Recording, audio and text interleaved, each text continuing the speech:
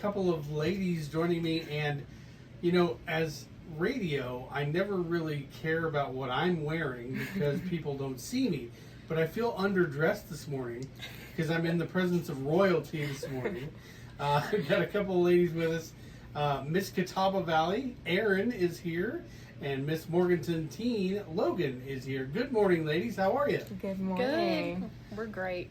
So we're here to talk about what y'all are doing and the community involvement that you have. So let's start with Logan. Tell us a little bit about this CSI. This is your community service initiative as part of your pageant and all that you're involved with. So tell us about that. So my CSI is called Bold Bodies, which is an initiative that supports healthy habits, whether that's exercise, my favorite is gardening, eating healthy, or even a healthy hobby such as playing guitar or drawing, anything like that.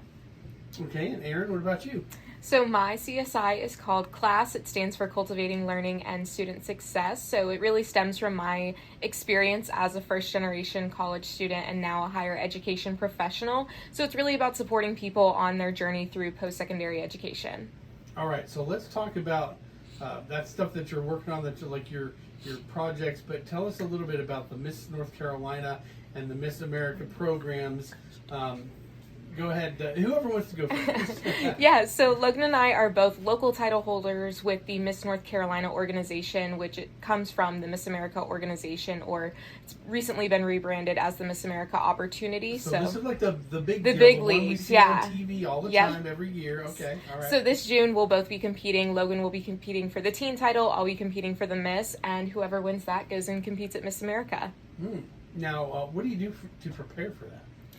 Well, preparation is just dependent on every person, but me personally, it's really just been self-reflection and being very authentic to who I am, because at the end of the day, without the crown, without the sash, I am Logan, and I think that's just really been the biggest thing that I have to prepare for. If I am to be crowned, just staying authentic and being real. And I see you've got a crown on right now. I do, yes. My daughter would love that. So, and I have in my notes here the 4 points of the crown. Yes. Who wants to tell me? How about this? One of you give me 2 of them, and the other one give me the other 2. How about that? Okay, so the 2 that I'll talk about is style and success. So style is just, all the girls, they wear big dresses, they love doing their makeup, they're getting their hair done, and just expressing yourself through, your outfits and how you want to present yourself on stage and to the judges and to the crowd is just a really big point of the crown. Just getting your personality out there and letting people see who you really are. And then success is measuring yourself by what you're accomplishing throughout your year. So my biggest success so far has been able to raise over $100 for Walter Johnson Middle School for their garden club, and I've just been really happy to do that for them. And success looks like a lot of different things for a lot of different people, but that is how I measure my success. All right. So the other 2 are service and scholarships. So service leaning into that CSI like we just talked about. And with this organization, there's so many other opportunities for service as well, whether that's partnering with organizations like the American Heart Association, who recently partnered with the Miss America Opportunity. So service can look different for everyone based on your CSI, but sometimes we just like to go out and serve our community.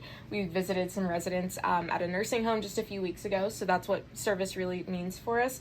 And then the last one is scholarship. So the Miss America Opportunity is a scholarship organization. So while we're competing in what a lot of people see is just a beauty pageant, we're earning scholarship dollars at the same time.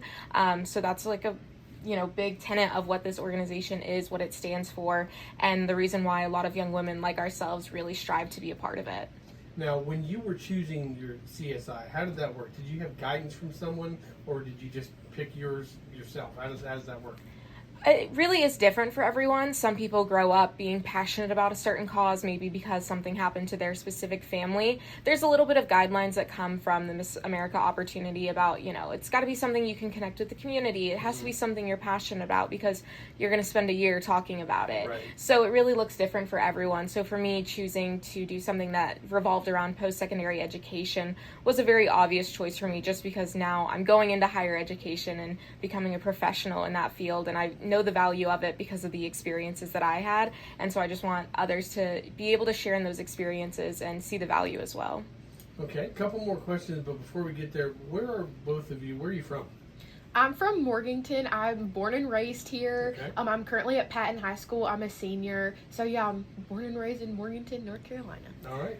And I live in Charlotte. I'm a current grad student at UNC Charlotte, so I travel up here pretty frequently. All right.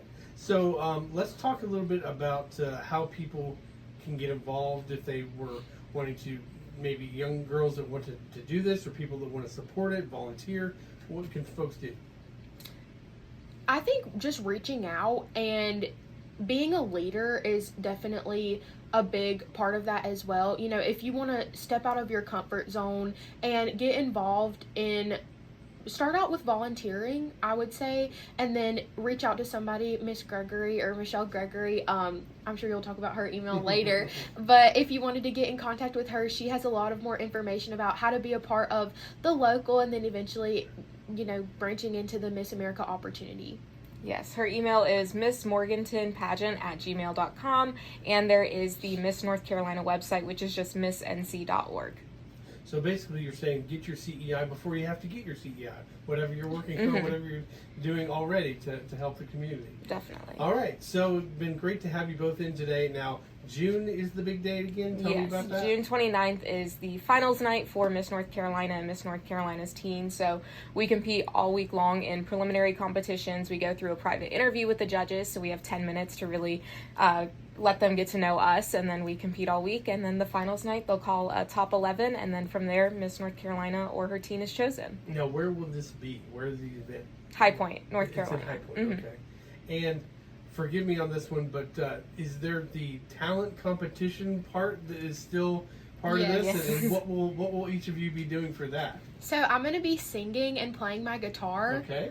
Yeah, I'm really excited. And I'll be playing the violin, but All right. not classical. Putting a little twist on it. All right, sounds good. Well, appreciate you both coming in today. Best of luck in June. Thank And you. we've been talking to Miss Erin and Miss Logan, who are the Miss Catawba Valley and Miss Morganton representatives. Good luck in June. Thank you. Thanks for being with us on Big Dog 92.1. Keep it tuned right here.